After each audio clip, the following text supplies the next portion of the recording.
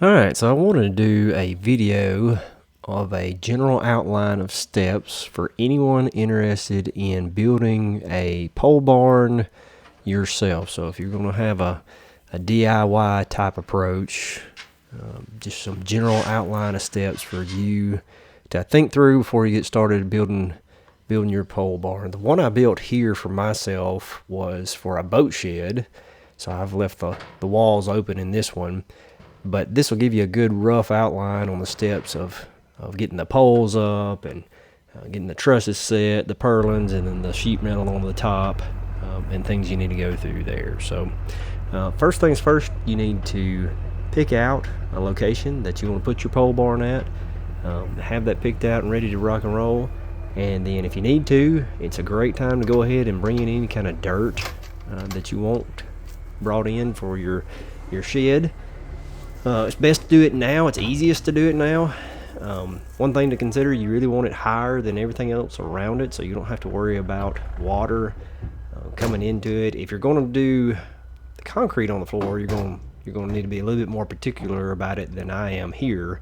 Next, it's very helpful if you have a tractor with a front end loader or can borrow a tractor for a front end loader. Oops, pretty sure I hit a small dog or child there.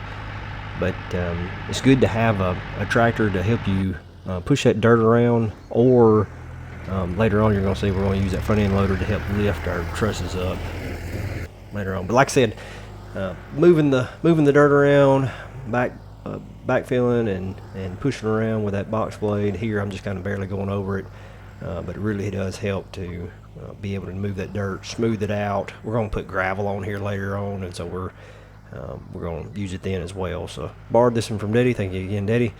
And that really is a great tool. If you don't have one, you need to try to find a neighbor or a friend that you can borrow one from. The next thing you're going to need to do is go ahead and get some basic supplies. Here I am coming back from the store with some general supplies for a pole barn. So everybody in general is going to need these things. You've got on here, you've got 6x6s, Quikrete, and then also my trusses that I've got there for our building. We'll talk more about those later on.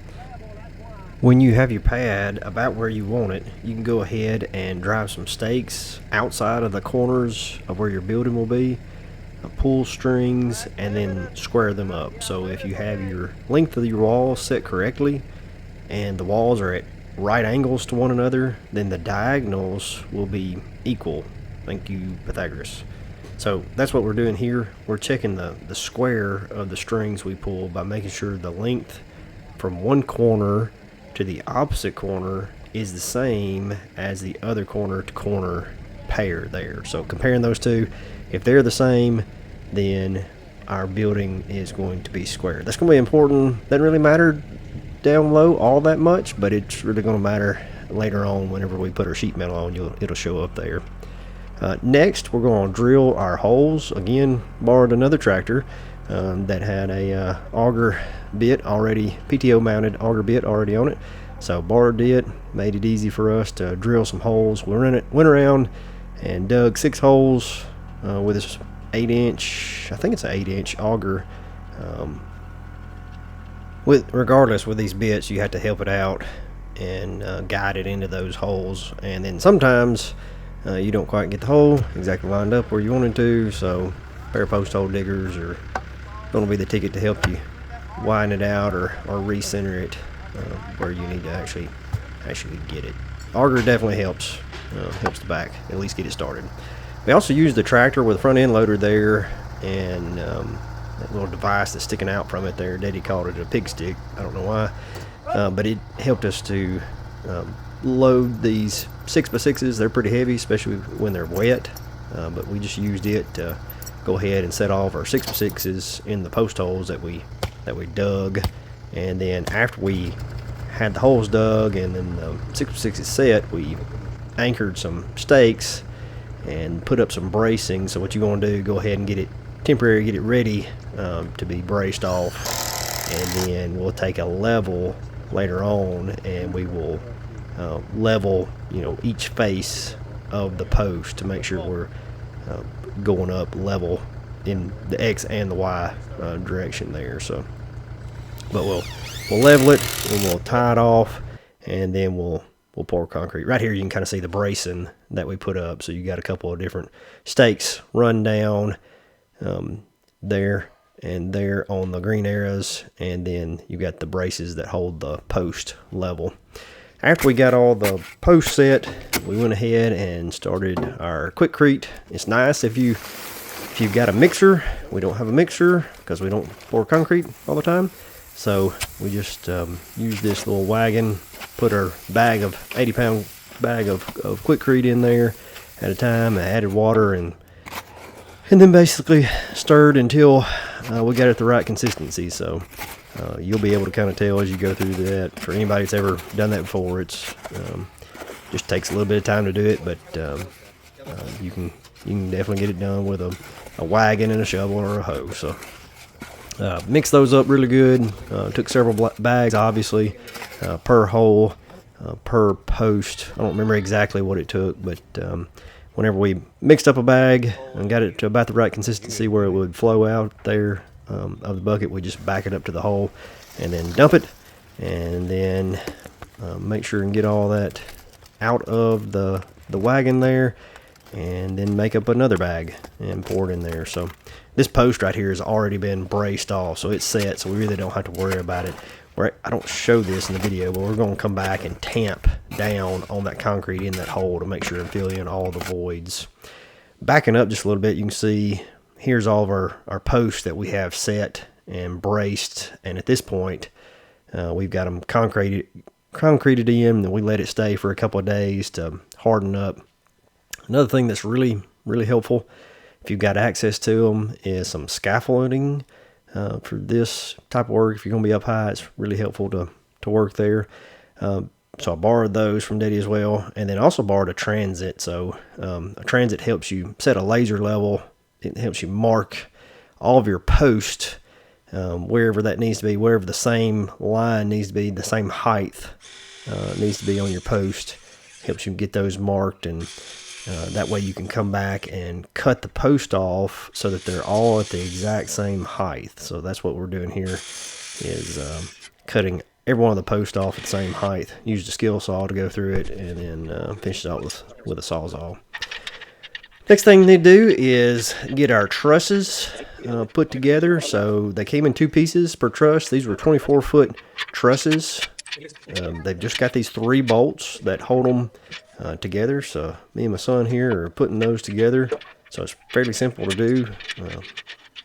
Probably going to get chided for my improper tool use there, but that's what I had at the moment. So we're putting those trusses together with the bolts. Each side of this truss weighed about 80 pounds. So about 160 pounds total when it's all put together. So it's not really all that heavy. They're just kind of big. Like I said, these were 24-foot trusses, and I think these had a 3 and 12 pitch. No, I think it may have been a 4 and 12 pitch on these. They ran about $300 per truss, and I spaced the trusses at 12 foot apart. So I had 3 sets, 12 foot apart, so 1 on each end and then 1 in the middle. So it gave me 24 foot by 24 foot.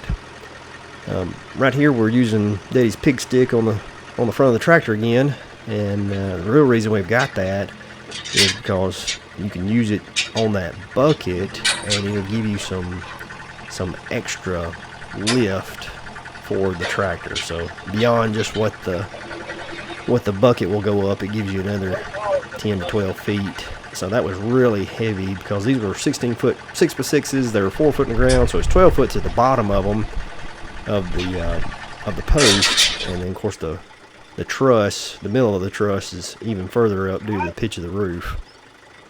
So you can see here it's really nice to be able to hold that up there and set that truss. It can be done without this, but man, it made it super nice to be able to just lift those trusses up using the tractor, get it generally in place, let us get in position, and mark our holes and attach it to our post. So that's what we're doing there. We got the chain holding it up.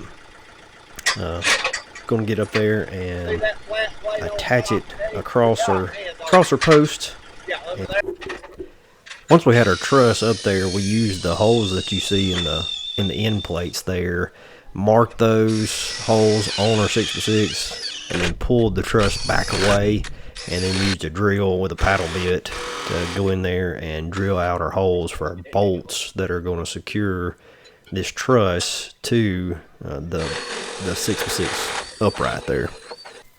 Now that we've got our holes drilled, we'll just slide the truss back into place and align it with those holes, and then put our bolts through them, and then just use a socket set or some wrenches and tighten those bolts back down. Sometimes it needs a little bit of persuasion there, but that's all in the world that holds this in is the weight holding down on the truss, and then the bolts through the post. After that, after we got our trusses attached to our post, we're going to put up our purlins. So these trusses, you can kind of see they've got what looks like steps as you go up every 1.5 feet or so, and that's where you put your purlins across. These are 2x6 purlins, and they're, like I said, this is a 24 by 24, so the purlin 12 foot long, and there's 2 sets per side. And you just put them across there and then screw them through the truss plate to hold it in place there. We set one side, and then you can see there we used a little rope to pull and pull the other side into alignment. So this is what it looks like at this stage before we put any metal on there. So we've got our post up, trusses set, and then purlins are all set and squared up right there.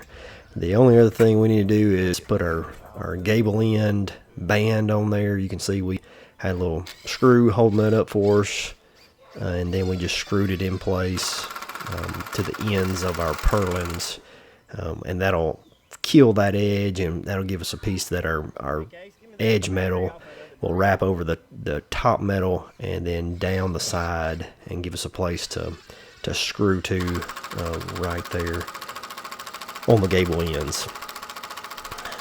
About need a battery right there. At the top corners, we cut our angle using a speed square, and then we just used a straight edge at the angle to verify how far up and down